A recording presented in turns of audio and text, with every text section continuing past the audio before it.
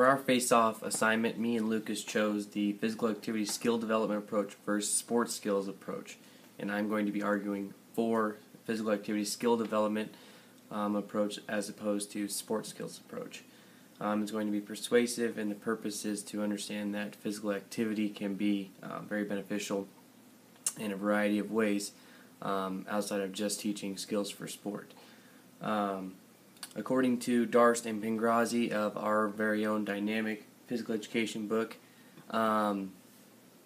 he says that programs should be totally elective and participant driven, which makes sense because as high schoolers you're getting to that independent level and you want to explore your own type of physical activity, and that could be said for all adults, and that's where they're heading towards, and that's what the lifetime approach is specifically going towards. Further illustrating the purpose of physical activity skill development approach, H.W. Cole of Educating the Student Body and Taking Physical Activity and Physical Education to the Schools, he says that as a school subject, physical education is focused on teaching school-aged children the science and methods of physically active, healthy lifestyles. Not just how you throw a ball, how to shoot a goal in hockey, not specific oriented, but more here's the layout, what you can do through life to stay physically active.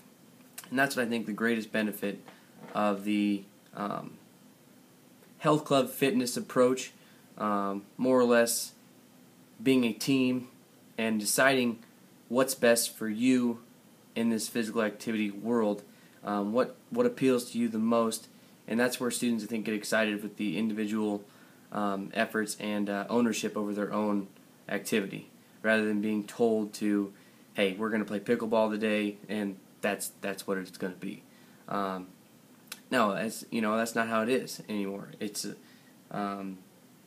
you're an individual person, you have individual interests, and I think students should be treated that way as well.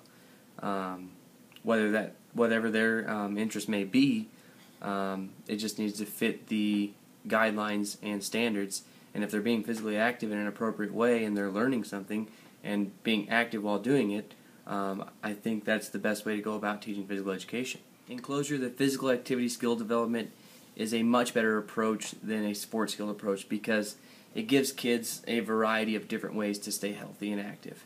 Rather than just playing ultimate frisbee, rather than just playing basketball or whatever it may be, they can do things like yoga, jogging, things that pertain to them that they like doing. All of those above, rock climbing, all those things apply.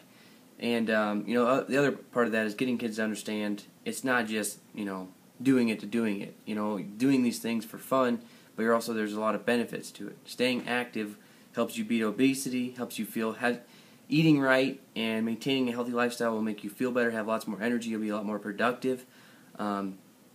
Beating heart disease, all of these things are great benefits for being active. And giving students that freedom and taking ownership over their own physical activity, I think, is the best way for them to actually take something from the class you're teaching into the real world application. Thank you.